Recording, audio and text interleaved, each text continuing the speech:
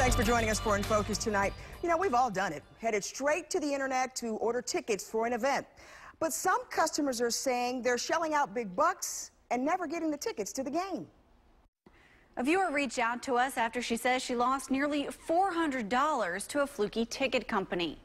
All Barbara Harris has is a confirmation email, but that's not going to get her into the show. They told me that in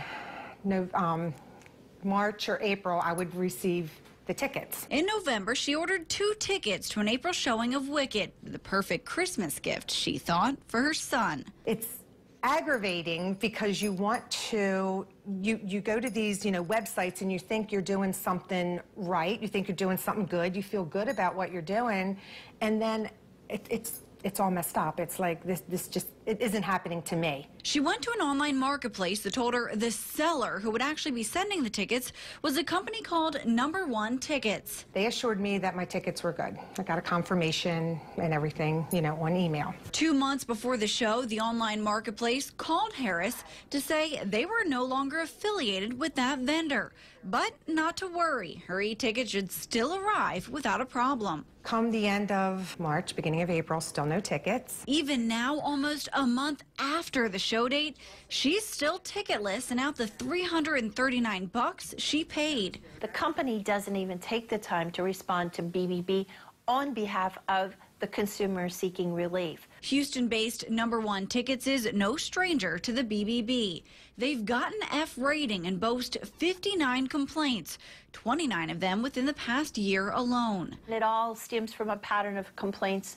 The tickets aren't delivered. That was on the invoice. Gary Adler is the executive director of the National Association of Ticket Brokers. He says Number 1 Tickets is not a member of their organization. If you find someone who's an NATB member, I can guarantee you what happened to this woman is not going to happen. The NATB has more than 200 members.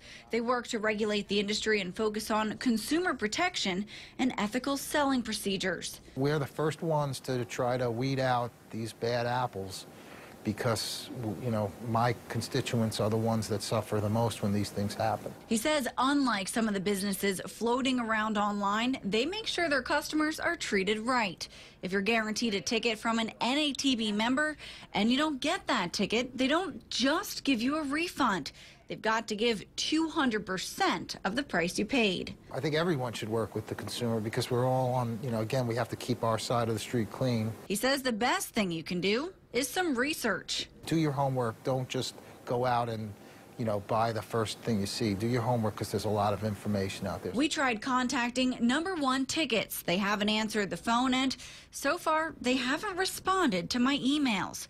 For Harris, it's the same story. I sent them an email, got no email response, but their phone line would just ring and ring and ring, and it would go to a voicemail box that was full. She shelled out more money to a legitimate broker for seats to the show.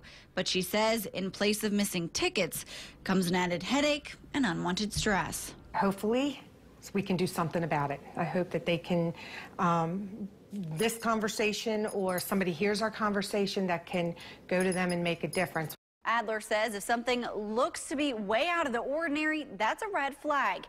He also says check to make sure the company has a strong refund policy, always use credit over cash, and make sure the company gives you specific details like the location of your seat. We put Adler in contact with Barbara Harris, and he's hoping to help her out.